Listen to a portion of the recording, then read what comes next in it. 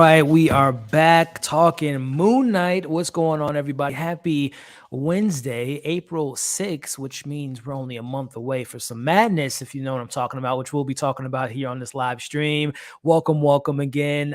If this is your first time tuning in, my name is Elliot. Welcome to the channel. This is where we go live every single Wednesday, myself and my amazing co-host, who I'm going to bring in here in a little bit, where we talk about the latest episodes of Moon Knight. And if there's any big news, which we do have a couple news to talk about, just a quick little rundown. We'll obviously break down full spoilers for Moon Knight episode 2, which I'm excited to talk about. But we'll be talking about some Doctor Strange. He has, his film will be coming out next month, as well as we got tickets that released today. We have a new teaser that released today, and a runtime that came out last week that I'm very curious on how you all feel about that runtime. We'll be talking Morbius and spoilers. If you guys haven't seen Morbius, we'll be talking spoilers about that for like 5 to 10 minutes or whatnot, but we'll let you all know when we get into the spoilers territory. And we got some Thor Love and Thunder news, or not much news actually. No trailer, no marketing, and we're going to talk about, is that concerning? Is there any delays coming, or is it just all a part of Taika Waititi's craziness that he has set up for us in this film? So a lot of fun things to talk about,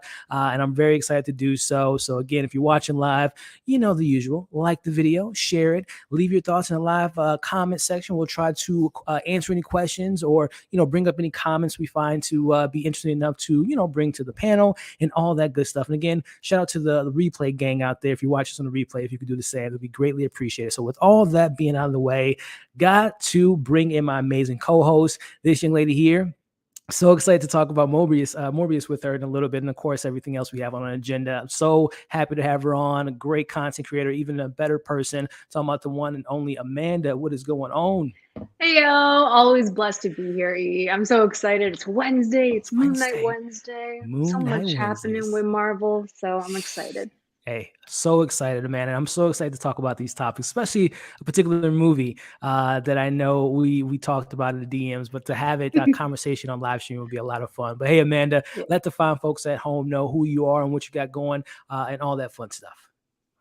Yeah, of course. So you guys can always follow me over at AMX ND Reviews on Twitter, Instagram, and Letterboxd. You can check out my YouTube, Candid Cinema, and my website, candidcinema.com. I do TV reviews, I do movie reviews, and right now I have my episode 2 review of Moon Knight up on my YouTube, and I have Sonic coming out on Thursday, which I'm watching tomorrow at 4 o'clock. So that's going to be my next review on my website and on my YouTube channel. Amanda, Sonic was a lot of fun. Did you enjoy the first one? I love the first one. I really did. I enjoyed the first one. I think the second one was even better. I had such a fun time with it. It was a lot of fun. Sonic is one of the best. I can't believe it's one. I think it's personally one of the best video game adaptations that we've gotten so far. Like, I really enjoy what they have with Sonic and Jim Carrey and all this stuff, and Tails and Knuckles.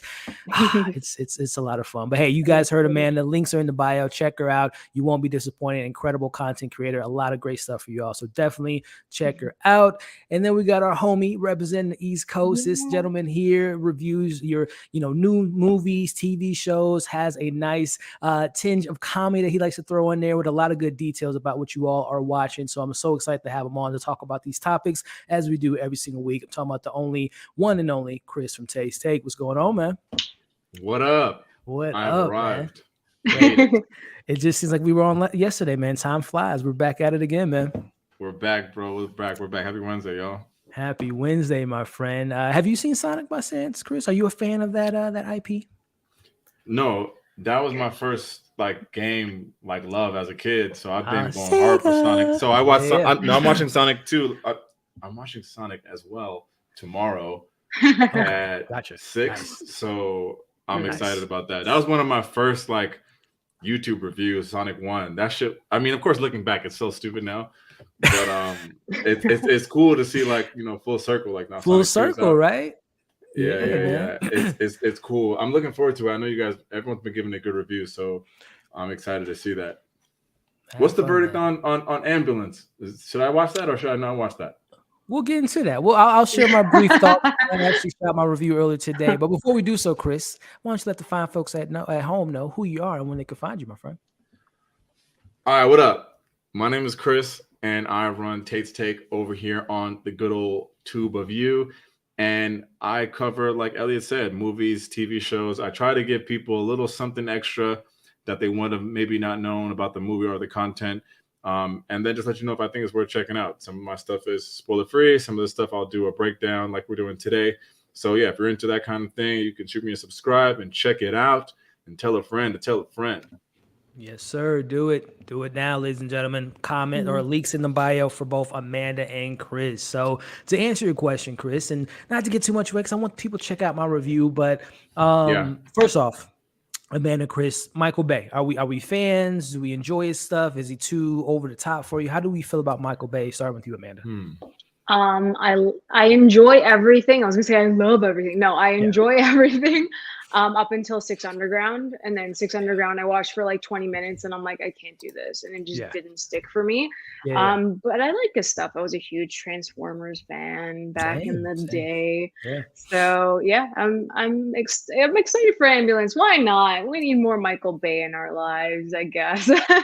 Okay. Chris, what about you, man? Are you a Bay fan? Are you a Bayham?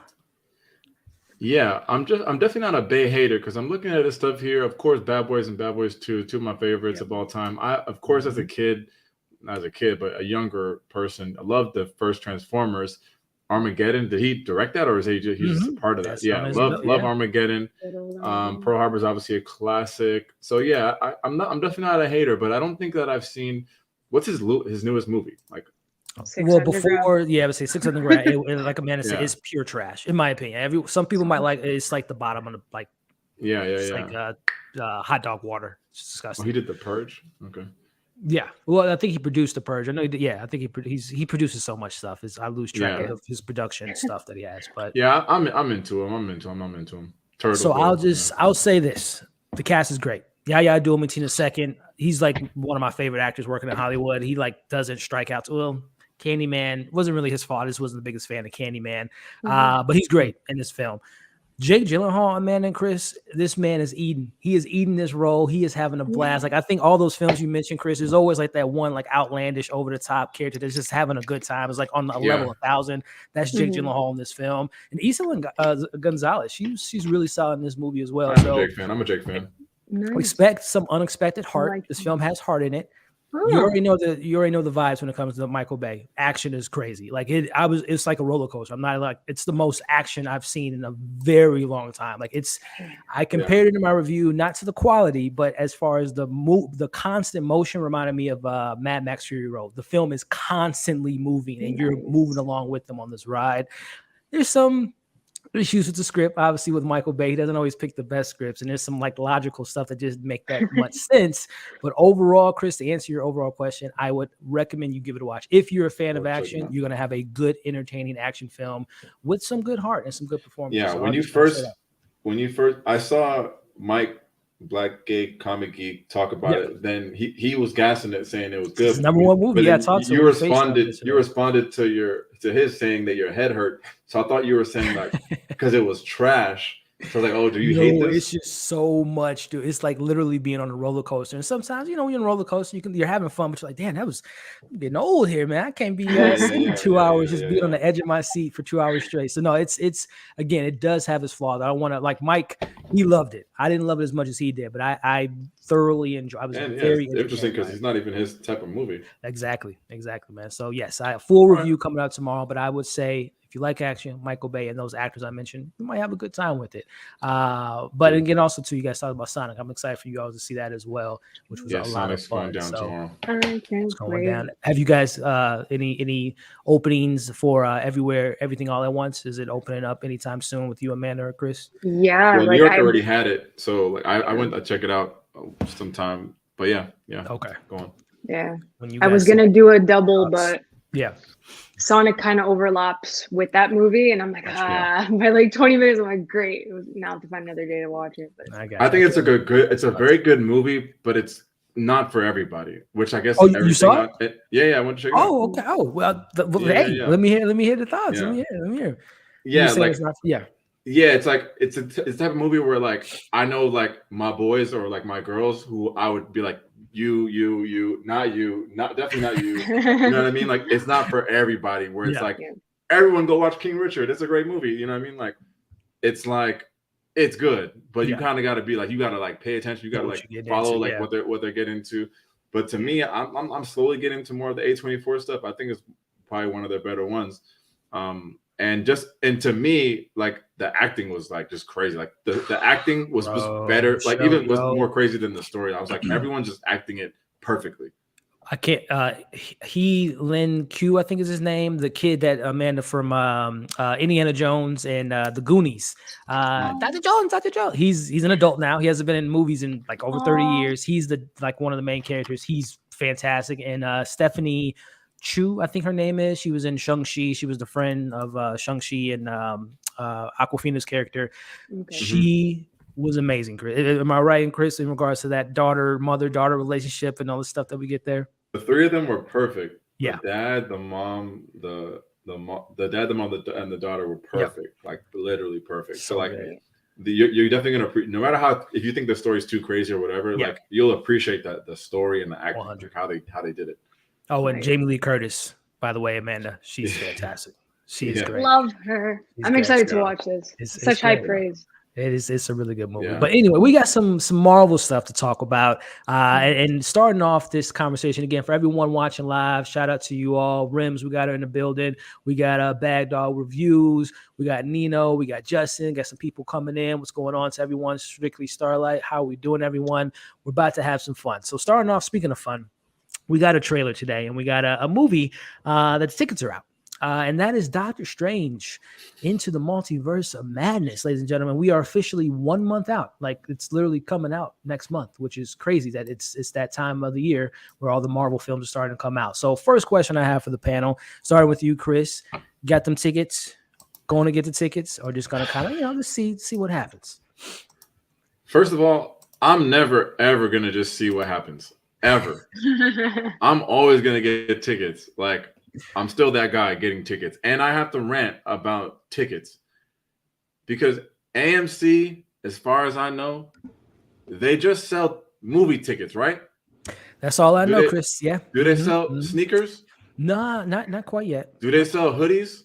Not that I know of, no. So when will they figure out how to sell movie tickets? So I think, Chris, the benchmark of success is when your website crashes, that you're doing good things. So if your site crashes, that's like, we're doing good, guys. Shout out to the IT department. The site's closed. Crazy. That's how they do it. I feel this. Tickets don't sell at 9 a.m. I'm up at 8:30 because I know, like, oh, what if they drop at 8:50? I gotta be ready. I'm checking it like a fucking psychopath. Nothing's happening. Yeah. It's 2 hours later, damn near 11 o'clock, and I get tickets. Because I've learned through Twitter, Reddit, that you have to log out of your AMC Stubs account, where I'm a rewards A-list member. Not like let me email my A-list people on Tuesday night and say, hey, we appreciate you've been an A-list member since November 2015. Here, if you want to get a ticket right now, like here's a little skip lane. You've been paying us every month. Even if you're going to see no movies, I'm still getting money from you. No. I don't get that email.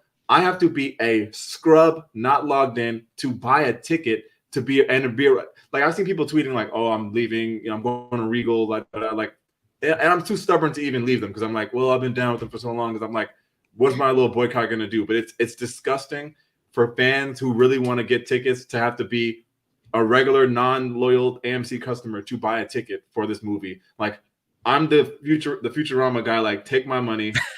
And every time here going for it. This computer that I'm talking on, my work computer is trying to get tickets and nothing's working, and I look like a fucking clown. Do you think any work was done between 9 a.m. and 11 a.m. for my actual job? No, I don't think so. Because I'm trying to pay money.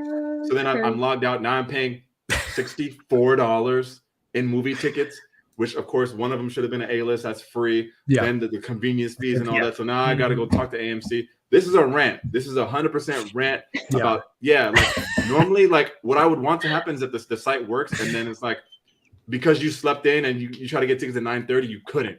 Then you complain like, damn, I had to be on it early. Like, I don't know what they need to do to like get people to have this shit work, but it's like, and like they're winning because they're not getting any A-list people because they're not giving away tickets. They're getting more money on my dime. And I'm a person that's been the first, A-list subscriber, and I'm like paying them every month to go to these movies. Yeah. And it's just a crazy experience. So yes, I got my tickets.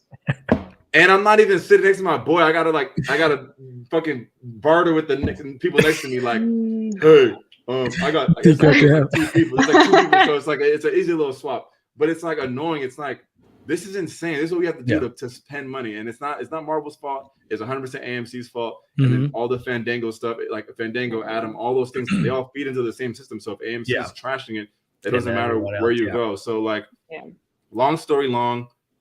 I got my tickets. I'm not happy about it. AMC, and I'm too fucking dumb to boycott them. I'm still gonna be a subscriber because I'm a glutton for punishment. Chipotle done messed my order up so many times that I still keep back. going to Chipotle. Yeah, so I have right there. I don't know. The lesson is the lesson. The lesson. Lesson learned, ladies and gentlemen. I think it's the benchmark of success. It's a headline. The website crashed, so more people go on the website. Why it's crashed? It's I don't know. Amanda, have you got your tickets? Did you get a portal from Dr. Strange himself and hand you the tickets? I struggled this morning too. I set my alarm for like 8:50, went on at 9. My app crashed. Nice. I had 5 tickets reserved, and then like I was going to click proceed, and then it crashed. Then I opened it again, same 5 tickets. Like it took like at least half an hour. But yeah, it's a struggle. I'm like, you guys make these apps. I'm not obviously going on a rant like Chris did because it's completely different. But I'm just saying, you guys make these websites, you make these apps, and then you put the tickets on sale, and it's like problematic for what reason? But yeah, I'm going Thursday in IMAX at 4, I believe. So same. Nice. Hey, see, it worked out. So it's the first screening. Very cool. For that weekend. Yeah. So they're giving us 3:00 showings, but for Dolby, for IMAX, they're starting at 4, which some of them are 3D. And from my understanding, is it just 3D for Avatar? Is that what's happening?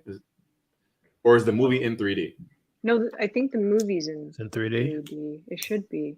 Does one of the posters say it on there? Because for me, Dolby's like AVX here, so it's like Dolby 3D and then IMAX 3D for my screenings. Gotcha. So yeah, so that's even not clear too, because in New York City they're showing there's like 4, 7, 10, 1 a.m. for IMAX. Then they have the 4:00 showing separate as 3D. But then people in the online have been saying that's only 3D to watch the Avatar trailer, which of course that's not announced, but I don't know what the story is. Could you imagine people buy a ticket for 3D and that thing is not in 3D? Nuts is in 3D. It's just paying that extra money for it. Oh my god. And to everyone in the chat too, like I'm here in New York City trying to get tickets for the most popular theater for the biggest screen. Like I get it. Like I get it. Comes with the territory. It comes with the territory, but literally as soon as I logged out of my app, I was able to purchase the tickets with no problem. So like it's crazy because like you don't want to log out because you're losing the savings. That's substantial money. It's like, of course, it's not $1 million, but like people work hard for their money. And it's like I'm lucky enough that I can still do that. But like I've seen people tweeting like, "Yo, I don't even have money to pay for this ticket because I was expecting to be on A-list." So it's like it's just wild. It's like, and then AMC's tweeting like, "Tickets are available now." Like, why don't you like? I appreciate the companies that say like, "Look, having some problems with the app." Here, this is what's working right now as a workaround. Please contact us. I appreciate companies that do that instead of being so like brain dead to be like, don't forget, there's a poster free when you come in the first 200. No, shut up. Like talk about what's happening with like what are they doing at their headquarters? I'm gonna go to their office and see what they got. Well, that was a very interesting story, guys. I'm sorry for your pain and your struggle. I'm glad you got the tickets. I'm excited to see the film next week. Me personally, I haven't bought the tickets quite yet. I always like to manifest the screening, so I'm hopefully get an email in the next week or two about that. But we'll see what goes on with all that stuff. But new trailer, Amanda. We got a new teaser promoting the tickets and a couple new shots here, and kind of this is a 2-in-1 question. Thoughts on the trailer, but also just where you at? We're a month away. Hype level. Are we as anticipated as we were a couple weeks ago, a couple months ago? Are we just kind of like, you know what, it's almost here, I'll see it when I see it, or is it just like excitement's through the roof right now? I'm excited. For me, it's like all the Wanda stuff. You know how I feel. That's it. That's all I'm saying. That's all I'm gonna say. You know how I feel about the Wanda stuff. From the trailer, it looks like it's kind of like leaning more towards Wanda, and we're gonna get more of her than like Doctor Strange. I'm worried that there's not going to be a balance, or Doctor Strange is going to get lost in his own movie. Like that's my main worry. So after this trailer, I'm like, I'm excited. Yeah, I'm still hyped. Like, this is going to be absolutely mad. But I'm still worried from a writing standpoint, and for like Doctor Strange is the star of the film, like what could possibly happen. And I don't want him to get lost, because Benedict has been, first of all, the first Doctor Strange is not my favorite. I never go back to watch it. I don't like it, you know.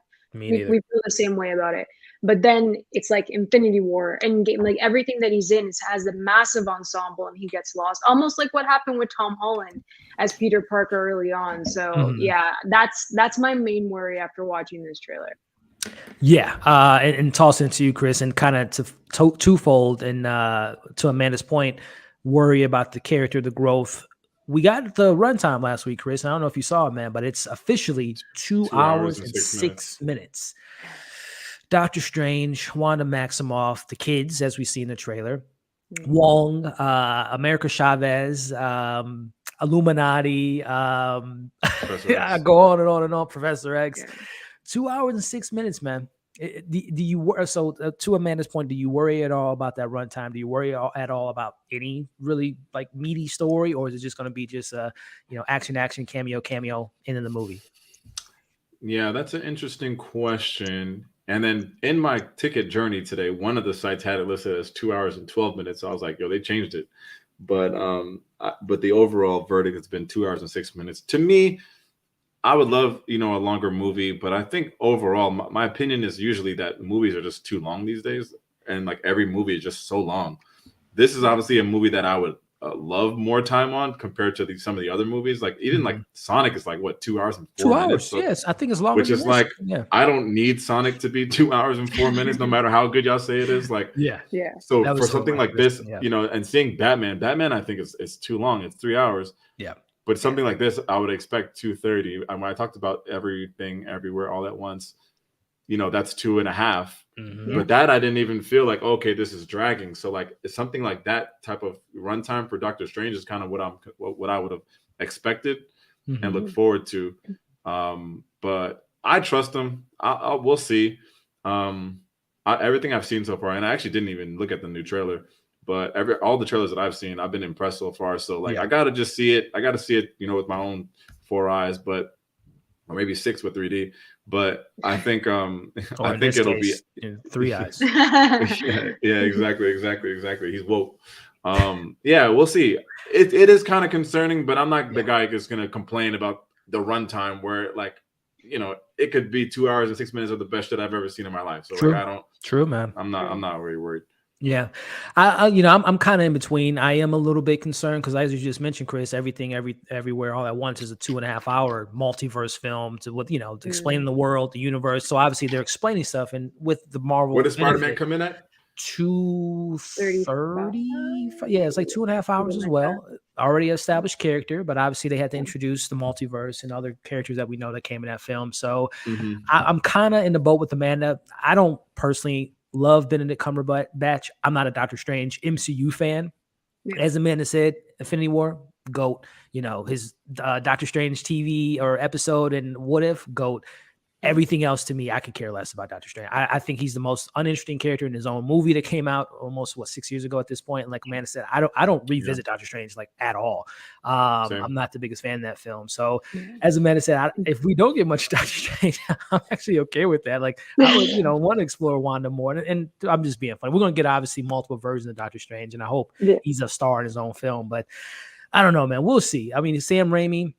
He's a fast-paced director. He likes to keep the story moving. There's not a lot of dialogue in his film, and that's not a bad thing by any means. He's very visual, creates tension, horror, suspense, and all that. So I expect all that. But it does concern me that it's only 2 hours and 6 minutes, which makes me just feel like it's just going to be just like a placeholder of a certain extent. Like maybe doesn't have the implications that I was maybe hoping for. I thought this film was going to literally break the MCU as like in a certain sense, like a Winter Soldier kind of destroyed Hydra. And that was something new and fresh for the MCU. Obviously, we know what came with the Guardians and all that stuff. So I don't know if it's going to have those implications I was looking for. But again, I could be wrong. I hope I'm wrong. I hope it's the best project in Phase 4 so far. So we'll see. But my hype level is kind of like, I don't say it's lowering, but I'm just like, I'm excited to see it, and I hope it blows my socks off. I really do. We'll We'll see. We will see. I don't need any more trailers. No more TV spots. I know they're going to continue to do it. It's been a lot. It's been a lot, man. Yeah. And like I said, even from the stuff from today's trailer, this was a new shot, a couple of new shots here, him being captured by what we assume to be maybe the Illuminati, but they're also starting to give us more, like Amanda said, more of that Wanda story. The twins were in the new trailer, this whole kind of like reality versus non-reality. So we'll see. I'm looking forward to it. It seems like everyone in the chat is still excited for it. Everyone's got their tickets, and we're a month away. We are only a month away, and that month will fly by. So, speaking of fly by, I don't know if that's a good transition, but we're talking bats. We're talking Morbius. Morbius. Yeah, I have to shoot it. That's crazy. We are talking Morbius. Amanda, I want to start with you first, because out of the three of us, I think you've liked it just slightly more than me and Chris. Not the three of us, out of the 8 billion humans on Earth. Amanda, I know you were a fan of this film, and and then, by the way, everyone, this is a spoiler. We won't be like doing a full breakdown. We're just going to talk about some of the stuff we liked in like maybe 5-10 minutes. But if you haven't seen this film quite yet, maybe check out, come back in like 10 minutes. But I want to start with you, Amanda, just your impressions of the film, and I guess ultimately after this film, do you want to see more from this character? I personally felt like Jared Leto was born to play this role. Like, I thought he nailed it. I thought it was really good. I don't know Morbius that well, but I liked his story. I liked that he was trying to search for a cure for himself and his best friend. I felt emotionally connected to them with the kids early on. But I liked that. And I think the writing wasn't the greatest, but I did connect to them. I got invested in the story. For me, what really interested me the most, I know that people are going to go against me on this one, but I really liked the special effects. I liked the VFX. I thought it was different than what we normally see. Maybe because we're so accustomed to like the MCU, I guess. But for me, like, it kind of matched with Venom. I thought that like it looks so sick and it looks different. Even the fighting technique and like his power set really impressed me. On top of that, for me, it's just like it's a new character. It's another character. It's along the lines of what Venom was. I laughed. There were some really funny moments too, but I thought Matt Smith knocked it out of the park. He was fun. He was campy. And I don't know. I liked him. I really liked him. I enjoyed him. He strut his stuff on that screen. But for me, it's just different. It's very different. It's going against the grain. And I think that's why I appreciate the Sony Spider-Verse. It's not like run of the mill. Like, there is like formula for a comic book film, but it's not like MCU style. And I really, really appreciate that. So it's not the best, but it's different. And I respect it. I love it. This is why I love her. She has her hot takes or not. She has it. And I appreciate that. Chris, man, any agreements, disagreements there in regards to just your overall thoughts of this film? And is it as bad as people, I think it's like a 19, which Rotten Tomatoes, I don't really take too much stock in, but I think it's like a 19%, but like a 64% in the audience rate. Is it as bad as people say, or is it, just a film? It's absolutely not as bad as people say, and I hate Rotten Tomatoes now. Like they got me super tight with the Eternals. Like, I forgot where they even ended up at. That shit was crazy rotten. Low. Yeah, that, and it could still be rotten, but like 16 doesn't make any sense. Like whatever I look up Cats, it's not going to be 16. So it's like this movie's not as bad as Cats or these other stupid movies. Like, if it was like at a 40 Rotten Tomatoes, then I would be like, okay, I get it. That's fine. It's fair, because then I know audience would be like 60, 70. To me, this is a bad movie. But it's not like I wasn't hating being in the room, and I really loved the movie. I really loved this movie up until he turned into this motherfucking Morbius. Like, then it's like, oh, this is not how this woman would react. This is not how society would react. Like, he wouldn't be doing this. Like, those kids, like, I was invested in those kids and in that friendship. Like that I think Austin said it too. Like, this could have been like a fire movie. Like, this really could have been a good movie. Like. And the idea where it wasn't like, okay, he's a kid and he has this, autoimmune disease, and his arch nemesis as the kid in the hospital, becomes this. This is your friend who then you have to fight. So it's like, and it's like layers to that. It's like, that's a good, that's a good story there. Yeah. But they fumbled it. But in the end of the day, I said it on Twitter, like, y'all are dragging this movie for no reason. Like, it's not. It's to me, I had way better time here than Venom 2, like where I was literally sleeping in there, and it was like a 4 o'clock show, 5 o'clock show.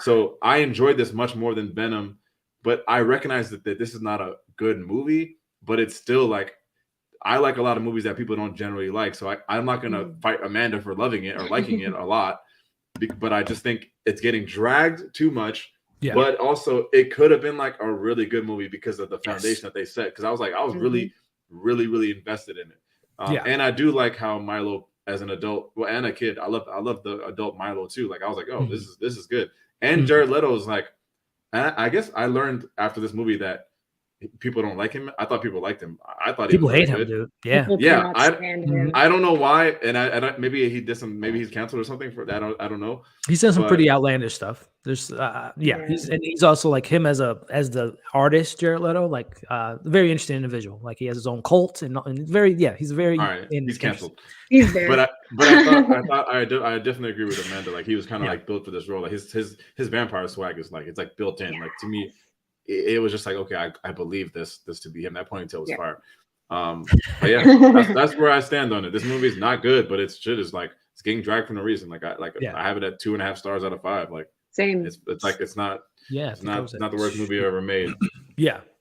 I mean, well said. You guys even said it without spoilers. So hey, you guys heard no spoilers from Amanda and Chris. And as you all can see, domestically made almost 40 million last weekend. It's at 86 million, which I don't know if that warrants continuation of maybe a sequel. I think we're gonna get more of the character. But to dive into a little bit of the spoilers, and I totally agree with Amanda and what Chris said. But going back to what Chris said, as far as that first half, I'm right there with you, man. I was locked in. I'm like, this is a really compelling, interesting story. This man trying to cure this disease and has his friend. He has a purpose. He has a goal. It's just fundamental writing. We can follow along on that journey. But unfortunately for me, Amanda, when we get into the second half, it becomes that the monster. It's almost like they contradict the character because all of the stuff he was fighting for in the first half was like non-existent. I don't know what happened to that little girl that he cared about in the film. Like she's dead now, I guess, with you know the coma she was in. The Milo switch, which Amanda, I had fun with Matt Smith. I thought that he actually was given more than Jared Leto, Michael Morbius, in regards to just like, I thought in the second half, it was almost like his film at that point. And it just felt like it just lacked focus. I don't know where we went in that second half. Cause like I said, everything that was built in that first half was just like, he'd never. His story was more realistic too. Like they show him getting beat up as a kid. So like, if he did have the powers, he would go crazy and he would be dancing and going to the club. Like that made more sense than what Michael was doing when he got the powers. And then they kind of didn't. I don't think they explained it well about like the artificial blood versus the real blood. I don't think they explained that well. And in what world is it okay to kill people? Like when they were like, "Oh, the mercenaries you kill on the ship, oh, they probably deserve it. They were bad." Like what are we doing? This man is taking lives now. Random question, and I felt like I was like, "Did I miss this?" But like, where did Milo get his millions from? I think he was just like inherit money from his parents. They never explained it. And I didn't miss it. Speaking of Milo. No. He just adapts that name. Like he's okay with just being called a completely different name for the entire like the doctors started calling him Milo's, bro. Like that's bullying. He just gave him a name. The government name now is not Milo. But in kind of more into the spoiler territory. Quickly, Amanda, the trailer stuff here. Now it came out like a week before we actually all got to see it, and people were saying like everything in the trailer was cut out, which that's not true. There were moments of like other, they mentioned, I think it was Chameleon was in one of the newspaper articles. Obviously this shot wasn't in the film, but what world are we in, Amanda? What are we in Venom's world? Because they mentioned Venom in this movie, which wasn't taken out. Like what world are we in? Well, we'll talk about Michael Keaton here in a minute, Chris. But what world are we in this world, in this universe, Amanda? I think we are in the Venomverse. I really do. My whole issue with this film is that, like you guys both said, there was a story here. Yeah. This was heavily butchered in post-production. Yes. The editing was a disaster from start to finish. There's some movie on that cutting room floor that was better than this. And once the studio meddles, then we have like scenes that weren't supposed to be there. The Michael Keaton scenes, which we are going to talk about, that should have been in the movie, were taken out. The reshoots were like a year apart after. Like it was a mess. They really butchered this movie, but I do think that we're in the Venomverse. where else is he going to be, Morbius? Like, let's be realistic here. Like, we're not going to start another multiverse. Like, we're not going to start another one because Marvel doesn't even know where they're going to go with that, because I'm pretty sure Amy Pascal didn't even talk to Kevin Feige about any of this. She's like, you know what we're going to do? We're going to do these reshoots. We're not going to tell them. And this is exactly what they ended up with. But yeah, safety, Venomverse. That's it. Like, he's there. You feel the same, Chris? Do you feel? And he, I guess we can't confirm because he literally said, "I'm Venom." Like, why else would he say that? You know, so I think it's safe to assume that it is Tom Hardy, or I don't know, Sony at this point. Maybe they have another Venom that they want to introduce in another universe. Yeah, no, I thought the same thing. And you know, the adding those things in the trailer was like, it looks crazy as a studio standpoint to be putting those things and then taking them out last minute like that. So it's like clickbait almost. No, it's super clickbait. And then I know we're gonna talk about the post credit scenes, but it's like, gosh, they're supposed to get you excited about like what's to come, not like leave audiences like scratching their head. Like, you could have easily. Whatever, we'll get to it, but go on. The studio meddling, I totally agree with you, man. You can tell that they're just editing choices, just like you said, reshoots. Some of the ADR after when they come in and say some of the, like, you could just tell it was butchered for sure, which is so crazy because the film should have came out 2 years ago. You would have thought this would have been one of the most polished films in recent memory because they had literally 2 years to, like, you know, this is almost like getting you take a test and your teacher's like, you know what, I'm gonna let you go home. You can look at and open your book while you do the test. And they just was like, oh, I'm just gonna keep the same answers here. Like, they didn't perfect it. Well, not perfected, but they didn't tune up the film as much as it should have been. But post-credit scenes, Chris, when people talked about it a week ago, I'm like, there's no way that, like, who's cared? Like, post-credit scenes are this terrible? These are some That's of the what I said. I said the same thing. I was like, there's no way they could be this bad. What they're gonna do is just have someone, Jared Leto, just promote his new album or something. Like, is it that bad? But it's pretty bad, Chris. So first and foremost, to set the scene, at this point in the film, again, Mobius, he's just I don't know what he is. Good guy, bad guy, anti-hero. He well, that's the second one. The first one is we see the rift in the sky from Spider-Man No Way Home. And we see Michael Keaton has come from the MCU, and now he's in this new world, and he says a line, I hope the food's better in this joint. So before we get to the second one, your thoughts on that and the nonsense that makes, because they have already established in Spider-Man, another Sony film, that people that were in the MCU are going back to their universe, not the other way around. But apparently that's how it works in this film. Yeah, I mean, you said it all. I don't need to belabor it, but just like, think about a world where, like, okay, you add Venom in the post credit scene. Like, I'm sure everyone would have assumed Venom would be in this post credit scene. I don't know why not add that. And then, crazier thought, why not have it where it cuts into the fucking Spider-Verse and then the animation changes and then you just see it, just like it transitions from like regular 2D and then it goes into the crazy animation and it's like, where am I? Like, and then Miles is like, that's all I got. Well, that's post-credit sound number one. Amanda, your thoughts on this one? Again, the hole in the elephant in the room is that he comes from the MCU, and that was not what happened in the last Marvel film. It makes no sense. I mean, it is what it is. I'm like, I don't mind it. I didn't think it was that bad of a post-credit scene. Like, I understand maybe it was like a switcheroo and then someone else went to the MCU. We don't know. That could be a possibility since Venom just left his symbiote. Like, you don't know what they're gonna do. That would just even put a hole in Doctor Strange's spell, because that was the point of the spell, was put everyone back in place. Listen, they can do whatever they want. None of this is real. None of it is real. It's madness.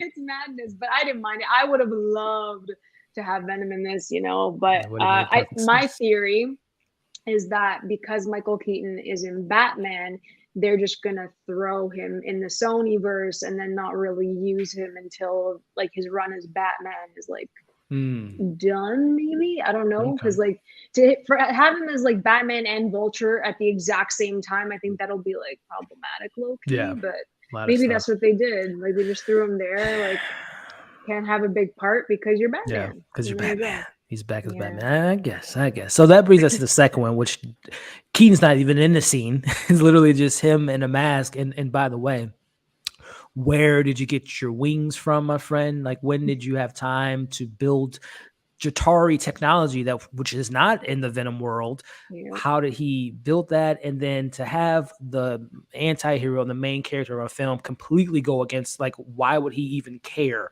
about a Spider-Man that he's never even heard of? And why is Vulture concerned? Oh, I assume Spider-Man has something to do with this. Is that the that was Amanda, the craziest can you thing help I've me ever with seen. that one, Amanda, with the second post-credit scene? I don't even know. I was sitting there. I'm like, by the way, it looks like they why shot are it like last week when they like Jared Leto didn't even look Exactly. like the same Yeah. Michael in the film. Yeah. Yeah, I don't know what they did. I have no idea why they shoved this here. There are more Michael Keaton scenes, 100% that are on the cutting room floor. Yeah. But this doesn't make any sense. Are you No building the sense at all. Sinister Six? Because if you're That's what it building the looks like, Sinister yeah. Six, like, we're not getting that in another maybe 10 years because we Yeah. still need to set up a trilogy, like a college trilogy with Tom Holland's Peter Parker. So this movie is going to be forgotten 100%. Yeah. And then when we're getting to the Sinister Six buildup, people will revisit Morbius like, what were they thinking back in 2022? And that's what that post-credit scene was. Chris, any more to this nonsense, man, on this post-credit scene? I think it is safe to say, like Amanda said, I think they're building a Sinister Six, which Vulture, Morbius, Scorpion, I don't know who's the rest of the team here. Rhino. Craven, I guess. Rhino, yeah. Yeah, no, I think it's nonsense to add the same character in the second post-credit scene, because, like, you didn't give me anything new. Like, what's the point of that? Like, Yeah. I would just have one post-credit scene where then if the shit is too new, then you have Vulture in the Vulture suit teaming up with Venom, and he's saying, like, looks like we got a new one, and then it ends. Like, that's all you need to do. Yeah, I don't think I've ever seen a post-credit scene where the first one and the second one are like literally the same, like where you don't get continuation. Anything new. Yeah, it's because like then usually sometimes, like, then if the second one, then it's like the Avengers, where it's like this is the funny one, where it's just like it wasn't even a funny thing. Like, you could have even just put them together. Yeah, it could have just been one scene. Exactly, Amanda. I totally agree. But we'll see. I don't think we're getting a sequel, if I'm being honest with you. I don't think the film was like warrants a sequel. I didn't, like I brought up the numbers earlier. It didn't even come anywhere close to Venom's numbers, which again I know was a sequel. But even the original Venom did. Well, again, it was non-pandemic world. But I don't know, 39 million. Yeah, leading on that. We got to start leading on that, though. Yeah, exactly. So I think we're going to see more of the character, but I don't think we're going to get another solo outing. Nor do I want one at all. Yeah, no, I agree. But let us know in the comments what you all think. And before we get into Moon Knight, our main topic of discussion, there's one more little thing I want to bring up with you all. And starting with you, Chris. Marketing, non-existent, no trailer. Are we at all still excited for this film? I'm talking about Thor, Love and Thunder. Your thoughts on the lack of marketing for this film, Chris? And are you concerned at all that there's no trailer or anything and we're less than like 3 months out? I was about to say, can you remind me the release date? This is the summer? July 7th, I want to say. I can look it up, but it's just coming in a couple months. I think it's crazy because when did we get a Strange trailer first before? And this movie is coming out in May. Like, when did we see our first Strange trailer, Doctor Strange trailer? Like, that's like months and months and months and months in advance, no? Yeah. It was pretty early. Well, it came out around Spider-Man, no? Or, yeah. Right? Mm-hmm. Yeah, to me, that's crazy. Am I worried? No, not really. I have very big trust in the Thor movies. July 8th. I know Amanda hates on that rag. Rock, yeah. Yeah. Me? But no. yeah. But No, I think we should have seen the trailer. But I got to just trust the process, I guess, and we'll see. Because then it's like, there's a lot of people out there that are tired of seeing too many trailers. So it's like, maybe they're trying to get from that angle, or just, I don't know. I think there's a way to create trailers and create buzz in a way that doesn't give too much away, but they're not doing any of that. So, yeah. No, I agree. I mean, it is one of those situations. This is the only fourth film in the MCU, like the official fourth movie in the franchise besides the Avengers. So, it doesn't necessarily need all the hype. This isn't the first Thor. Like, we don't need to know who the character is. We know who he is.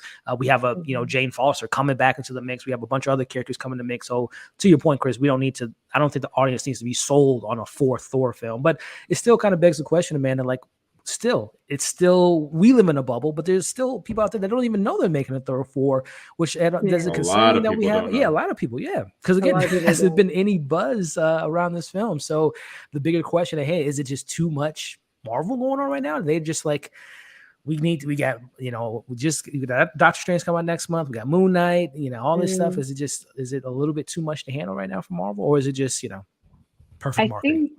I think it's perfect marketing because it's trending. It's the same thing as Spider-Man. They waited on that trailer. Sony did zero marketing for that movie. That thing trended every single day. Yeah. Until like the month before, 2 months before that they dropped the poster, the trailer. So for this one, other people, not myself, other people are excited for Thor: Love and Thunder. I honestly keep forgetting it's coming out this year. I'm going to be honest with you guys. This isn't even on like my schedule whatsoever. And for the people who are excited, I'm like, I'm excited for you guys. But for me, it's like when it comes out, it comes out. For the trailer, I think it'll drop a month before, or we're going to get something in like a little scene at the end of Thor: Love and Thunder. I heard rumors that it could. Sorry, Doctor Strange. Sorry, yeah. I was staring at the poster while I was talking about it. I heard that Moon Knight could kind of bleed into Thor: Love and Thunder for some reason. I don't know if that makes any sense. I thought they were saying that there's no connecting. I don't know. They're saying yes. Yeah, they're saying yes. Good point, Amanda. Because we are dealing with gods. Khonshu's a god, the Egyptian gods. Obviously, Thor's a god. So and we know that the villain in this film is Christian Bale, God the Butcher. So he kills God. So there might be some validity. I really just miss the old days where a big movie is coming out, a la Doctor Strange, and then you assume that the trailer is going to be in that movie, like where there's no internet. Like you get rewarded for checking out the movie on opening night. Right. I would love that to be the idea where we're sitting in the theater, we're seeing the Thor trailer for the first time. No one has seen it online. That would be so cool. I miss those days, Chris. That's what I miss. Those days, man. Yeah. And I don't want to sound like the old man, like back in my day. Yeah. But there's some old shit in me. So I wish that was the way that they were planning to do this, but here we are. Because then now I got people are out there watching the trailer on their stupid phones, no good experience, no good audio, I totally agree. I do miss those days, and I think because I thought they were going to play it in front of there, but then they probably was like, "Don't put." Kevin's like, "You guys didn't consult with me on that post-credit scene. I don't want my whole movie." Exactly.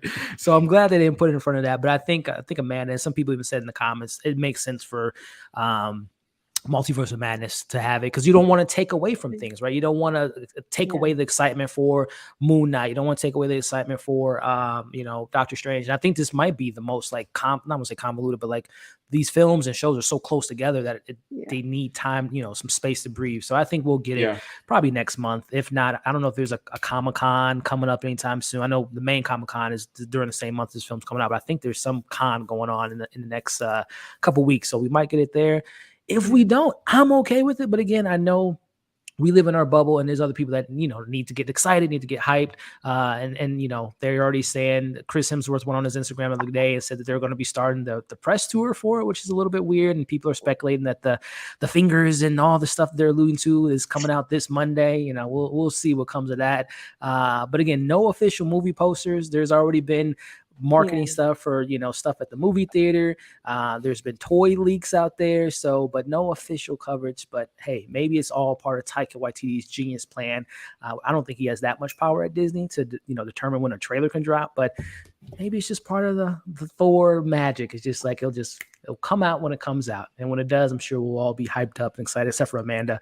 But I don't know. I think Amanda might be sold on this one. I think you might fall in love with this film, especially with I mean, the cast is crazy, Amanda. This is a crazy cast. I hope they prove me wrong. I'm not going to sit here and be like, I can't do it. I hope I'm eating my words. He managed to get a phenomenal actress who had a terrible experience with the last film, Natalie Portman. He was able to get her back into it. Yeah.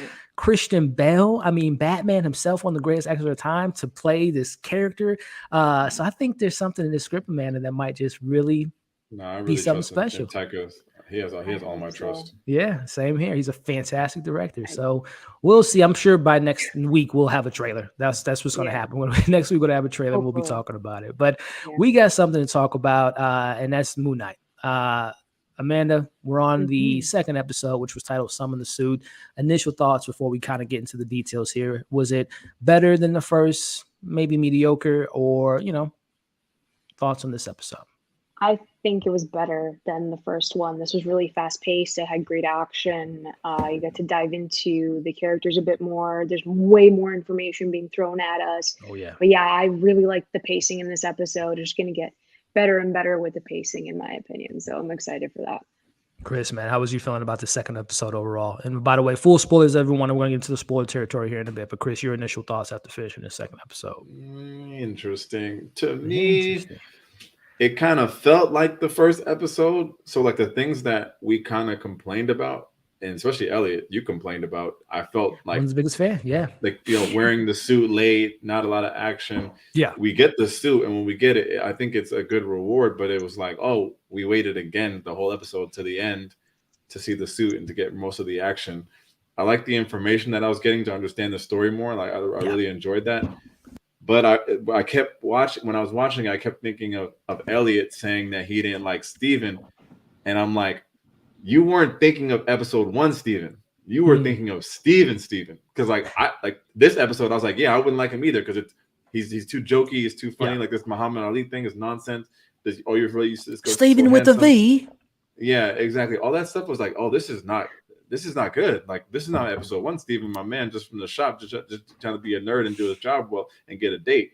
So I was like, oh, Elliot was just thinking of the whole thing. He already knew that episode 2, Steven, and maybe 3 and 4 was whack. So he was just answering prematurely. So I felt it. I felt that from the energy. I was like, maybe he wouldn't have liked this episode as much because it was too jokey, a little too jokey, and the action came late. So it kind of felt like, again, and last week I said I was cool with the action being late and the suit being late because I assumed that the rest of the episodes will get more, but we kind of didn't get that. So I like the information that I got. I didn't like Steven being goofy, but the suit was very cool. The suit was cool. Both suits, actually. And we'll talk about a new character that we get introduced to. So to answer my own question, I much more preferred this episode than last week. Caitlin mentioned it. I really do think they should have packaged this as a deal. Episodes 1 and 2 to me fits more because you get to meet Steve in episode 1 and you get more of Mark Spector in episode 2 on top of another personality. So I think that it's so weird when Marvel decides to do, we're just going to do 1, we're going to do 2, we're going to do 3. Well, WandaVision made sense because they were so small or shorter episodes. But I think it would have been a great 1-2 punch to give us episode 1 and then this week's episode. But it wouldn't work out that way. But I much more enjoyed this episode. Like Amanda said, I thought it felt more cinematic. Not that episode 1 didn't feel cinematic, but it just felt like a second half of a film. Like, okay, now we're getting the information, like Amanda said. We learn about Steven's past, or I should say, Mark's past as a mercenary. We learned about Kanju was, taking over Arthur at one point, and he was the original Avatar, which is very interesting. So there's a lot of good information I enjoyed about Layla. Yeah, great point, Chris. We get the introduction to her, which we'll talk about that chemistry-wise. Is it all the way there? Is it something we're looking forward to? But overall, I thoroughly enjoyed the second episode, much more than the first. But getting into the thick of things here, and we'll start off with Steven, who wakes up from last week's episode and still kind of under the belief that it didn't happen. It was all just in his head, but he goes into work, sees the footage, which, starting with you, Amanda, what's the deal? And we'll talk about it obviously later in the episode, but you can't see anything on the screen. Is it just for people that are possessed by gods? Is it made up in his head? Your thoughts on this kind of, again, this journey and the big question at hand. What's going on, Steven? Are you, what do we got going?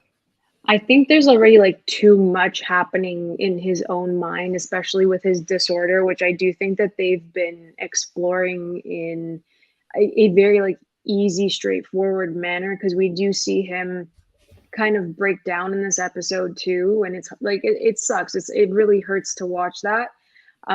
So I think that this is just layered, and there's like the God aspect, and then there's the actual like mental illness that he's suffering from. So I think that if we take away like the God aspect and then they take away the God aspect and they dive into the illness, and then they keep going back and forth and they balance it fairly well.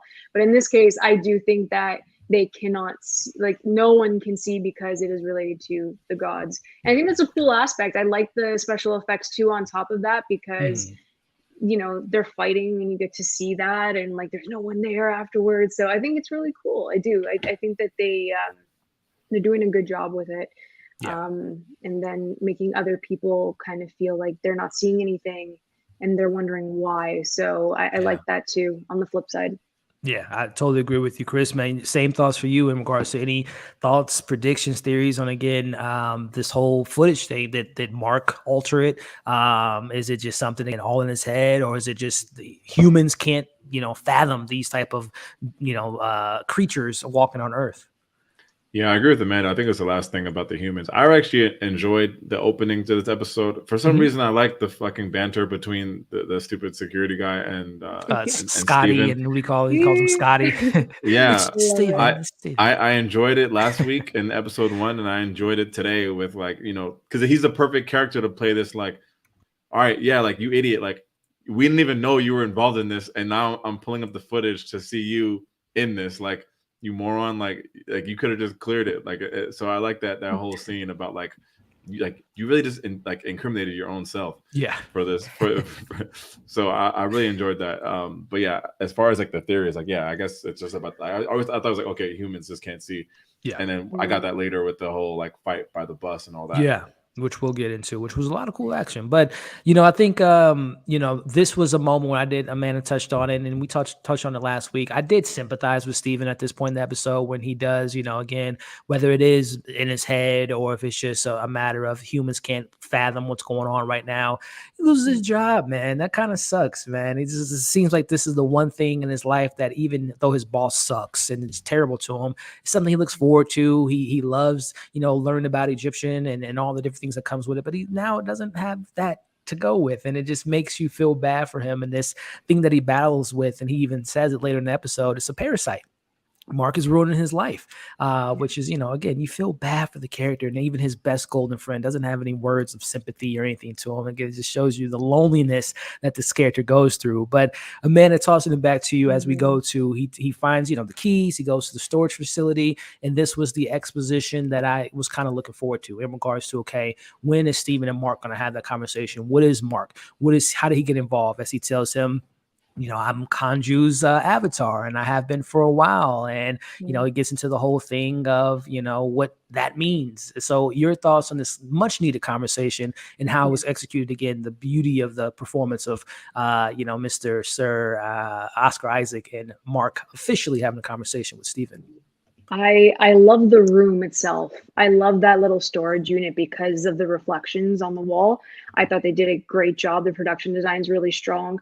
Going to this scene in particular that you have on the screen right now, Stephen Grant does not sound, apart from the accent, like Stephen Grant does not sound like Mark Spector, and the voices that Oscar Isaac perfected for both of these roles, like, it is ridiculous how good he is, because he has to respond to himself. Like, that's so difficult, and I really hope he gets some like recognition, like award recognition, if like for I think Elizabeth Olsen exactly. Like, no offense to her, I'm just saying, if Elizabeth Olsen can, then like Oscar Isaac can, right? But I agree.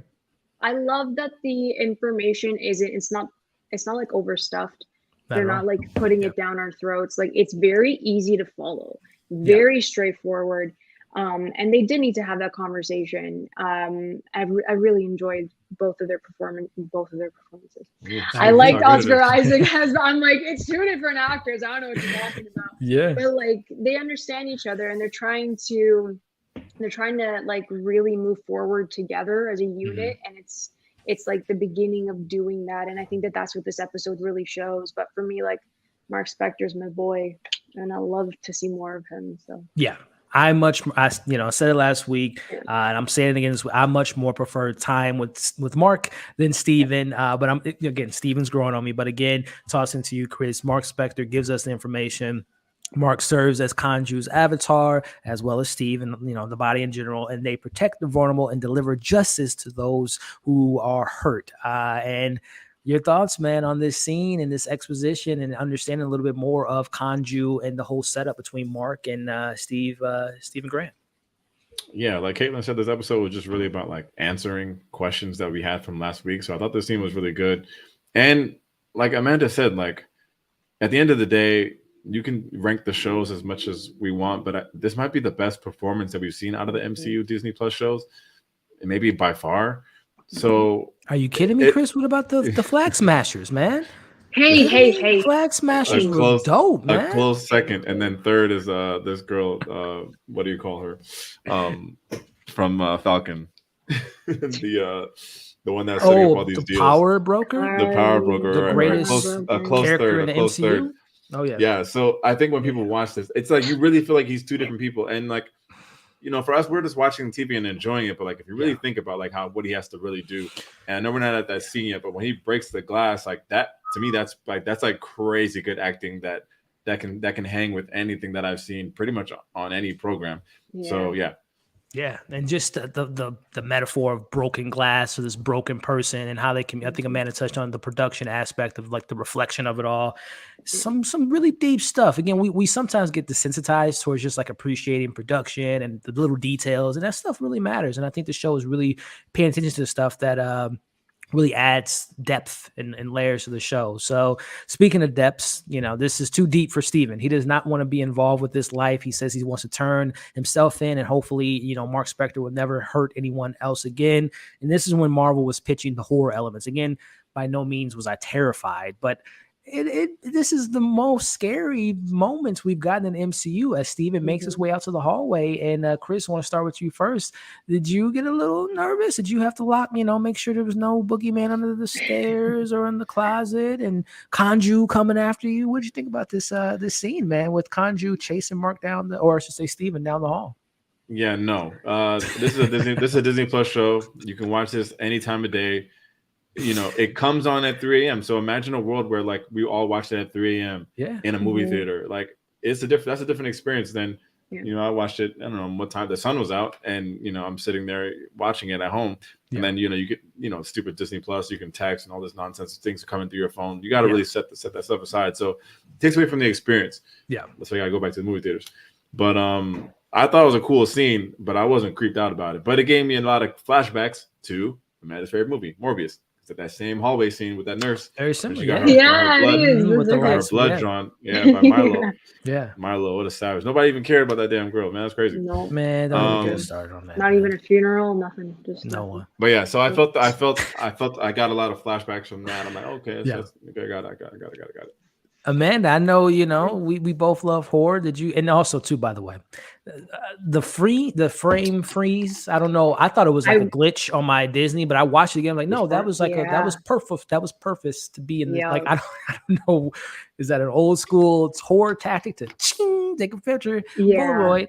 I thought Leatherface was going to come out because that's like their whole thing is the little Polaroid picture thing. But anyway, your thoughts on the horror built suspense and Kanju again? You moron, give him back the body and all that relationship that we got going on.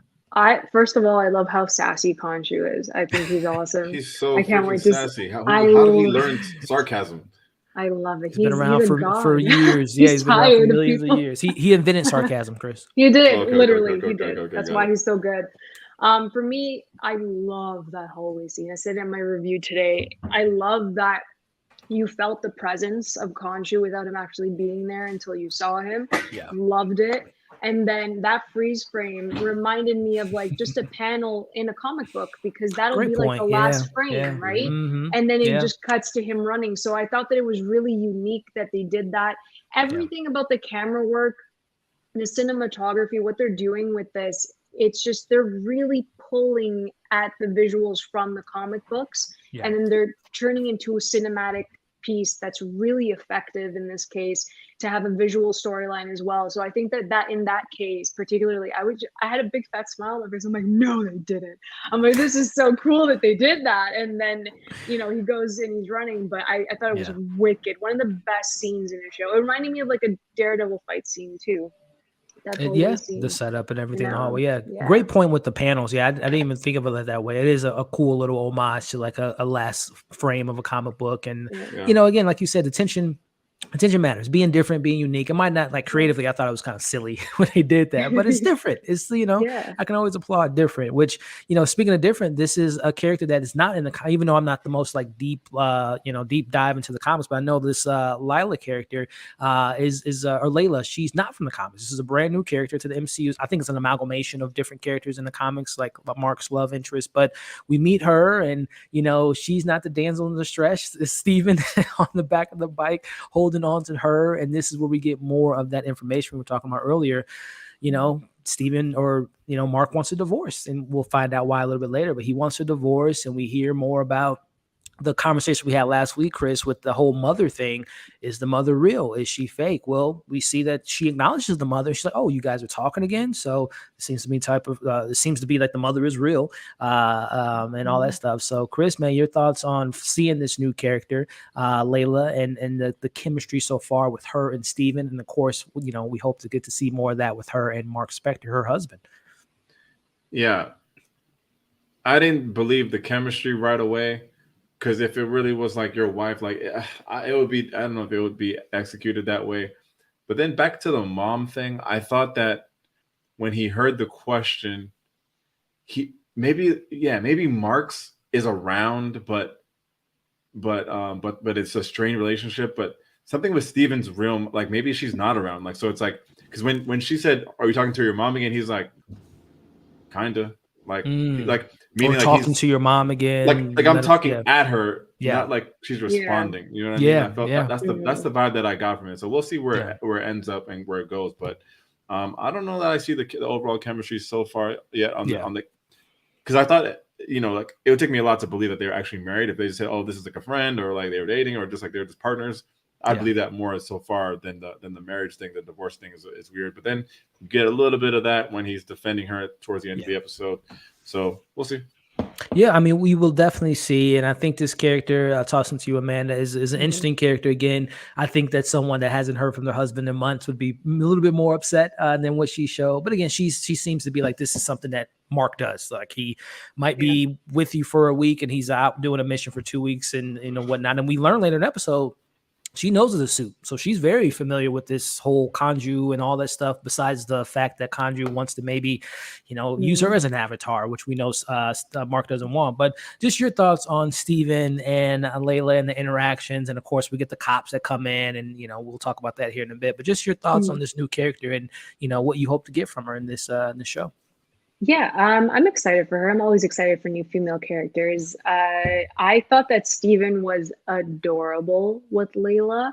He was really trying to like talk to her and like I would never divorce you. Yeah. Like you just really trying to get a date. He's like, much like a wife.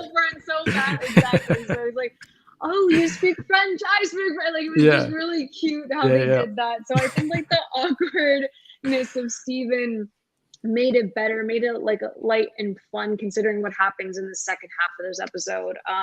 But yeah, I feel like Layla and Mark had been married for a very long time. I think that that's what it was more of like comfort and knowing your husband, your significant other so extremely well at that point.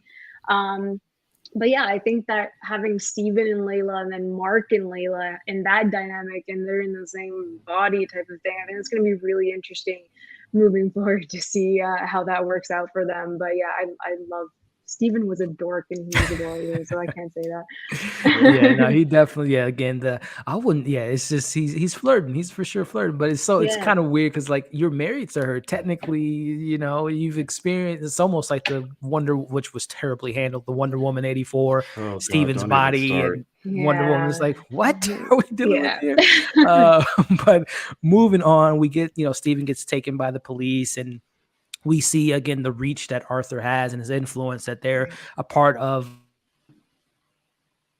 his whole and that God. But it was in this scene here, Chris, that we learn again some more backstory of Mark Spector. Seems to be a lot more, he handles his business in a very different manner, in a very dark manner. He was a part of a mercenary crew that killed a bunch of men execution style, like shot them in the head. So again, it goes back to, I love the duality of a Steven, nice guy, loving guy, and then Mark's the killer, a mercenary. So your thoughts on this backstory that we have, and is Mark a good guy? Yeah, he's a badass. It's like that nobody type of energy where it's like you're at home one way and then your past is another way. So those are the best type of movies, and then that brings up the best type of acting for like we're really watching two people played by one person in a way that maybe is better than I've seen done. It's like the best of acting, the best of actors to do something like this. So for maybe Steven since to be James McAvoy, I would say it's a split. Yes. That was some of the best. Right. Like, Yeah. That's a good example. It's a good example. But then he's playing 1 million of them too, so that's even crazier. But yeah, I think it is another example that shows you like, okay, we're gonna see like this duality, and then to see like what that does, like what that kind of, you know, those type of missions do to your mental. So yeah, I think that's what we're seeing. Totally agree. Amanda, your thoughts on, again, this backstory of Mark Spector, who, again, from my little limited knowledge of comic books, just does kind of follow suit that he was a mercenary. He was a gun for hire. He does have a moral compass, but, you know, if it pays enough, he'll get the job done. But your thoughts on this, you know, little backstory here that we get from Mark, and, again, good guy, bad guy, something in between. I think it's another case of like he knows what he thinks is good and that he'll go forth with it no matter what it is. And like Khonshu like came in at the right time for Mark. We get that little like tidbit as well. So yeah, I like Mark's backstory. I think it fits it. He's just playing like the baddie of like the Moon Knight characters, which I love, and like just countering what we get from Steven. I think that it's going to be a really good balance. And they also changed Stephen Grant from the comic books as well. Like he was supposed to be a billionaire in the comics. So I think that having like Mark as a mercenary and then having Steven as a billionaire, I think that wouldn't have worked in a tandem type of relationship for the screen, at least. But yeah, I really like Mark's backstory. It's, you know, it's like a typical mercenary type of situation, but I really do like that he has his own, you know, his own thought process and what he wants to do, and that it's right. I was trying to zoom in. I have to watch the episode to go. I was trying to see if they had like a date. I was trying to see if he was blipped or not, if he was, if he's been here the whole time. I'm always timeline wise trying to see where things are at. But I do love that Mark is a mercenary, because that opens the door for other characters that he might know in the MCU. You know, we do know a mercenary that might be making his way to the MCU in the form of Deadpool. So it'll be interesting to know who Mark has met on his line of work. You know, a Black Widow, a Hawkeye at one point before they were converted to SHIELD agents. So I really like that idea that this Mark Spector might have encountered other characters in MCU, which is very, very exciting. But there's a similar mask on the suit mask to the Deadpool mask. Yeah, a lot of people are comparing that today. So hey, Midnight Suns might not be too far away. But speaking of intrigue and interesting, we get most of our Ethan Hawke's character Arthur in this moment here, and again, he kind of shows that other side of himself as he has this community of again, these people are just drinking the Kool-Aid, sitting there watching dolphin movies. Like, I don't know what are y'all doing? But the biggest thing, Amanda, is we learned that in this scene, you know, Arthur was at a point in time a avatar for Khonshu, which means, again, just from the mythology they've built so far, you have to die in order to be brought back from Khonshu. So knowing that he has been dead and resurrected and has consumed this god is very intriguing as we get this further conversation about his beliefs, his ideology, and the whole heaven on earth thing. So your thoughts, Amanda, on Ethan Hawke and his way of leading his people and what he believes in? He is just brilliant. He's killing this role. He really is. Like, we're so blessed to have him and Oscar Isaac in the exact same show, because this scene alone, like, they're such great actors, and then they're making you listen to every little detail. And I think that's really important in a show like this, because there's so much lore, and their conversation is thought-provoking, because then when he talks about how he wants to have, you know, the heaven on earth, and wants to bring in Amit and go to the underworld and have her come and judge these people, you know, before they do the wrong thing. Like, the thought process, again, it's there. He wants to do good. All this sounds like it's good. And like, that's what makes a great villain. We always talk about it. So we get his full plan here with Amit. And I think it's going to be really cool seeing him develop into his villain side moving forward. But I just love this conversation with Steven, because Steven also doesn't care. He counters him. He counters him. It's like, this is literally, it's Arthur killing Harrow. kids. Like, He doesn't care. He's like, I don't care if I'm like here with gods or whatever. And like, he just counters him, and it's such a great conversation.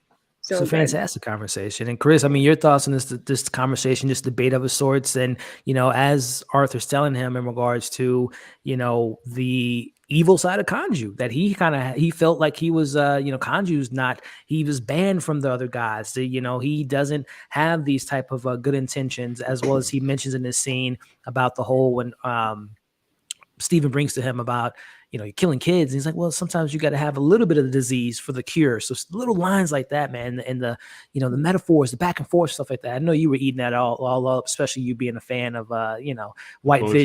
vision and poetry and just ideology and differences of opinion and stuff like that. It's some really good stuff here, man. 1,000% agree with you. I was digging that scene, and I liked how Steven challenged him on that fact, because he could have just sat there and be like, all right, this guy obviously seen some things, let me just rock with it. But he's like, no, it's not the same thing at all. I like that. And this whole scene kind of gave me that Walking Dead vibe. Is this like that whole like other village of just like another world? I was gonna bring like the governor and how he covered himself. Right. So I was like, yo, like what kind of world is this? Like they think he's a hero, and then as a viewer, you're thinking he's a hero too, until you get Mark coming in like, hey, focus, bro. He's not. He's the bad guy. So I thought it was a good scene. No, I 100% agree with you, and I'm really excited to dive deeper into that. And again, hearing Arthur's perspective, is it just corruption by Ahmed? Is it something that's corrupted his mind? Does he really believe in this, type of mindset in this world of heaven on earth? Very intriguing stuff to kind of go into. But in comes Layla. She comes with the scarab, and this is where we get more of that jackal. And this is again the question I posed earlier. And Amanda, we see Mark, he sees the jackal, she does not see him. Mm-hmm. He goes out, and first initial thoughts of this individual here, we get the introduction of Mr. Knight. So again, Amanda, your thoughts again on what is going on? Why is it that Steven is the only one that sees this? And then your thoughts on Mr. Knight making his debut on this show. Yeah, I love this suit. It's so clean. Much. So clean. It is just the best look in the MCU. I don't care. I'm saying I think I might agree with. Well, Cap's Winter Soldier suit was very, very clean to me, but this is a different level of clean. This is literally clean. Like he can go to the club with this. Exactly. And have all that confidence. But I think before we see this, Steven's literally having a breakdown in this room because Mark's yelling at him to kind of like switch over. He's like, let me take your body. And Steven's fighting with him. He's like, no. Then Layla's telling him to bring out the suit. And he's like, no. So, and then the jackal comes in, he's freaking out and gets pushed out the window. So for me, I'm saying like in my head, I'm thinking that like there's this like fine line, there's this veil between Steven and Mark. Yeah. And that when he's pressured and when it's broken down, they kind of bleed into each other. Yeah. And that's why another version of a suit comes out like Mr. Knight versus Moon Knight for Mark Spector. So I thought that was really cool how they did that. He did the superhero landing. My boy's all confident now, Steven. He was dancing around, and I like that they were talking to each other in that in the alleyway before he did go fight this jackal. So I think it's a really cool concept how they're balancing the two of them, and then who pops out and they can transform into a different hero that they have in their own head, I guess. I think. Yeah, no, well said. And again, just kind of doing a little research on Mr. Knight, because there are so many different personalities, but predominantly throughout the Moon Knight lore of the character, there's obviously your Mark Spector, your Steven. There's a gentleman by the name of Jake, who's actually like a cab driver. He keeps his ears to the ground, kind of knows what's going on in the streets. And then you have this Mr. Knight individual who's more, he's a cool, calm, collective. He can hold his own in a fight, but he's more of the vigilante that can consult with the police officers. He's a little bit more smooth, he's a little bit more calm, cool, and collective than Moon Knight. So tossing it to you, Chris, your thoughts on taking it back a little bit in regards to Steven, again, in his head, and just the loudness going on, and then being introduced to this very clean, cool looking individual in Mr. Knight. Yeah, I didn't know the story about the lore. So that's cool that you added that there. I just thought that the landing was so fire. I was like, it caught my attention. I stood up, I sat up a little. I was like, okay, they got me. They got that one off. But yeah, I thought it was cool because I didn't know the comic book stuff. So it's like, oh, it's like another just a vision that he has, like a different version. So it makes the show like that much more interesting because like of who else we can possibly see. And it's so to that point, Chris, whether it's another season or a movie, you can explore a whole episode of just Mr. Knight, a whole episode of Moon Knight, a whole episode of Jake, a whole, like, you literally, it writes itself almost again. Hence, it's been almost 40 plus years with this comic book character. So it's so cool. Again, when we talked about last week as Oscar Isaac, I played Apocalypse. I've played in some other comic book movies that haven't, big movies like Star Wars that maybe didn't give me enough to really explore a character. If I was an actor, this sounds so exciting to be able to play so many different roles and different personas and different characters. It challenges yourself. So I think it's just fantastic. And again, this suit, like Amanda said, that is a clean ass suit, and it translates so well, because in the comics sometimes it doesn't translate well from the comics to the big screen. This looks gorgeous. This looks absolutely gorgeous. But the beauty of the suit doesn't last long, because he has to put those hands up as he fights the Jackal and going back and forth. And Chris, I know we talked a little bit about the comedy. I like my action with some comedy. Sometimes I prefer more action than the comedy. But again, we know it's Steven in the persona. But your thoughts on this whole back and forth and this fight between the Jackal that no one can see, and as we see Mr. Knight taking them on. Yeah, this is where they lost me. Not for like the episode, like not as a whole, but I was like, oh my gosh, like it's too much. Like they're milking it, because he made that comment earlier in the episode. I already touched on this, but when he tells Mark, maybe in the storage unit, that he's even though I know you're handsome, you're handsome, still, that's a cheap line. So I was like, okay, I'll give you one pass. Yeah. Then when we get to it's true. You don't got. That's crazy. I'm just saying, it's true. I love that he acknowledged it. Anyways, wait, so is Oscar Isaac acknowledging his handsomeness? Never do that. Yeah. The meta-ness of it all. I bet Oscar Isaac cringed at that line reading. I bet he's like, oh god. Or it's an ad lib. Or he's like ad lib, right? He's like, I have to admire myself in the reflection. Anyway, I'm going off. Yeah, no. Yeah, if he did ad lib it, then I guess he's a savage, and then I'm on the side. Yeah. But this scene, it was just a little too jokey for me, and I don't know that he would really be saying these things. And like the real Steven, he would be kind of scared, but intrigued. Like he wouldn't be making these Muhammad Ali jokes like float like a butterfly, sting like a bee. But like when he hit the thing and he connected, that reaction I thought was realistic. Okay, like, oh wow, he's like, wait, can I hold my own? So I was looking for more of that and less of the jokey. But I did like the whole dynamic of him kind of wanting to do it a little more before Mark's like, look, like you had enough fun. Like people are getting their ass kicked out here. Can I please? So a little too jokey, but still like, it's still cool. And then what you get next was I guess the highlight of the episode for me. And that's what I'm saying with Caitlin's comment here. Yes, that action beat didn't really, because again, I like the more seriousness, but understanding that it's Steven handling the action. But let's get the real hero out, which at this point, that's where Mark Spector's like, hey, do you see all these people? Do you want to get someone hurt? Let me take control, which he ultimately does. And again, the transformation in the suit, it is CGI, which, I prefer practicality, but still, I can't front when I see some clean visual effects, man. When he transforms and summons the suit and goes into full Moon Knight with the whole, his whole moon situation and going against his Jackal. Amanda, take it over. I mean, the beauty of you talk about comic book panels and just the look and the feel and just truly embodying this character from the comics. Your thoughts on which I think is the best action scene of this show. Your thoughts on it? Oh, I loved it. I was the second he transitions, the eyes, the way it wraps around him, like it's just perfect. And I know that like this is high praise. I know that other people have their opinions. I get that, but for me, like, when you get those chills, like that was this moment for me. I loved that there was slow motion with him jumping from the rooftops. I love that he's like running with the moonlight. Like I love that they did that.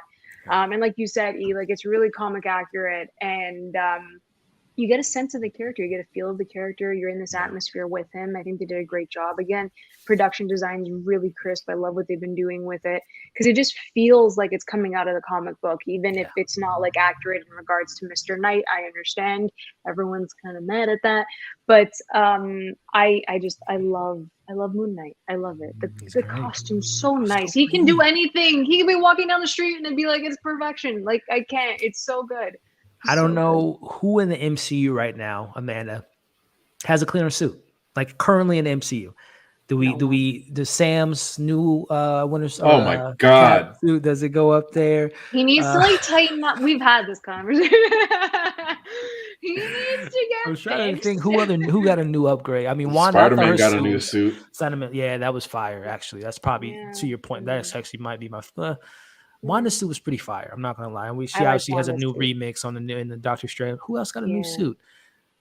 Is that Hawkeye's suit was just kind of like made by a bunch of clowns. LARPers, yeah. I think Spider-Man in this might be the cleanest suits in the MCU so far in Phase 4. And Shang-Chi's was decent. I forgot about Shang-Chi. I wouldn't put Shang in the conversation. Okay. For suits, even Eternals. But... Okay, Eternals was clean. Yeah. Athena's was clean. All them team. But Phoenix. Chris, man, your thoughts on this transformation, this new ass kicking scene, and also it wasn't blood, but it was pretty. I mean, he put the jackal through the heart, alluding to killing it in sand, but a little bit of violence there. I'm looking forward to. I actually watched that part twice, and I was just looking to see if I missed any kind of like blood or anything, but I did not. Just saying. I'm looking at pictures of the of Mr. Knight in the comics, and it is very accurate, and it's. And Amanda's saying that the people are complaining about it, which I guess that sucks. In my head, I'm thinking, damn, like if I knew about this, like I'd be hyped to see it, but I guess not. But I think it's still cool. So this suit is fire. Mr. Knight's suit is fire. But then like you said, like when he transformed into the actual Moon Knight, that was super fire. Gave me flashbacks from Infinity War when we see that Stark has a new way to get into his suit, just double taps the nanotech. Great. So I was like, oh, okay. I see that. I watched that part twice too. I was like, this is hard. Big fan of that moment. Big fan of the fight scene for there, and then you get the trailer moment jumping from the roof, like Amanda said. Such beautiful art. Look at that. Literally, a little blurry, but it's a little blurry, but watching the show, it was fire. It's fire. Nice and clean. No, I agree. And then just kind of wrapping up the episode again, more of the Kanju. He's not necessarily quote unquote, he has his own intentions, right? We learned that this is my body, if you think this is yours, and all that stuff. And he has his eyes on another avatar, which explains why Mark wanted to divorce Layla, because of what Kanju wants to do, which is obviously take her over and be the new avatar. And just the conversation at hand where Steven and Mark has a conversation, Chris alluded to earlier, him kicking the glass. But in that conversation, this has been going on for a while, as they mentioned here, which makes me start to think, like, how long is a while? Like, when was Steven first created? When was this persona first? What was it that happened in Mark's life that made him want to create this, personality? And again, how long have they been doing this? So, Amanda, your thoughts on the back and forth conversation, Kanju getting into the mix, maybe not being the good guy that we might have thought from hearing from him. He has his own intentions, and that's, if you don't get it done, I have my eyes on your wife. Yeah, it's nuts. It's absolutely nuts. I love the depth in this scene. I love that Steven and Mark are having another conversation, but now Mark has the power over Steven in this case.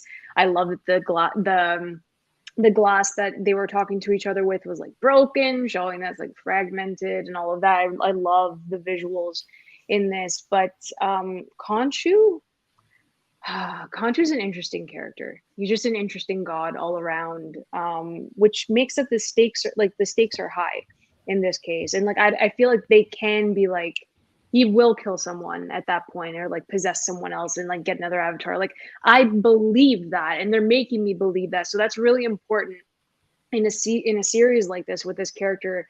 So I think that the believability of these characters maybe dying or being transferred to to another spirit, like I think that that's really cool, and you feel that. So I think that's important in this season, and I'm excited to see more. I'm so stoked.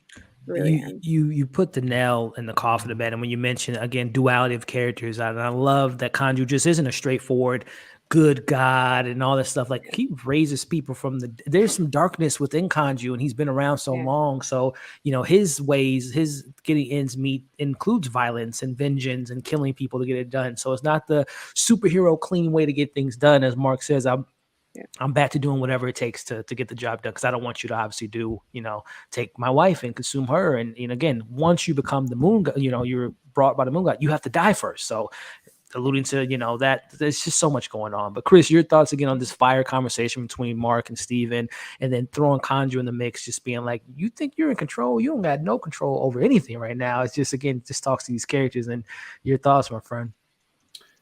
Yeah, I think this is the most this is maybe the second most powerful scene in the episode. And I think what they were trying to show us, to me, I was like, damn, like my man Steven is trapped in the mirror.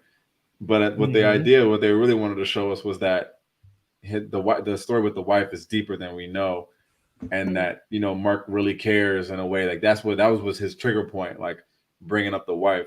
So I'm interested to see where that goes. And as far as Kanju, I think that's a theme of the whole show. It's like everyone has this duality to them of like good and evil. Like what's the full story here? Yep. Especially with Ethan Hawke's character. Yeah. So, and then you're going to talk about the end of the episode here, but we'll get there. We'll transition. Well, we could transition right into it, my friend, and just follow alley-oop behind the look, no pass to you, man. We end up in Egypt. As we see, again, they promise a show. We won't just be in one location. We won't just be on one block in WandaVision or in one city in Falcon or what have you, in the Winter Soldier. We're traveling, man, which gets me so excited. So, we ended, man, and you're in putting that into just your thoughts and what you hope to see in next week's episode. Yeah, I mean, I was like, Kanju tells him, like, where the hell do you think? I was like, would he talk like that? Okay. We talked about it, Chris. He created sarcasm. He's the guy. Like my man, Ultron. Just, you're a machine.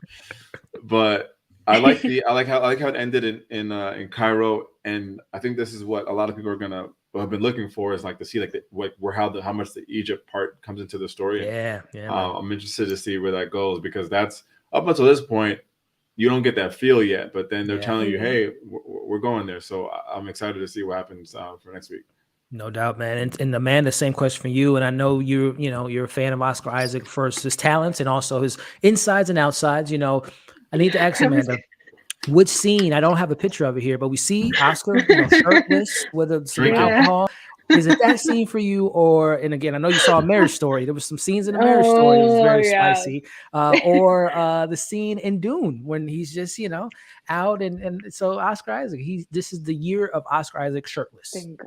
Thank God for that we get something good. Thank you for using that still of his back. That's great. Good job. Gotta keep it PG. We keep gotta keep it PG. Can't do the other one. Can't do the other one, but this one was good.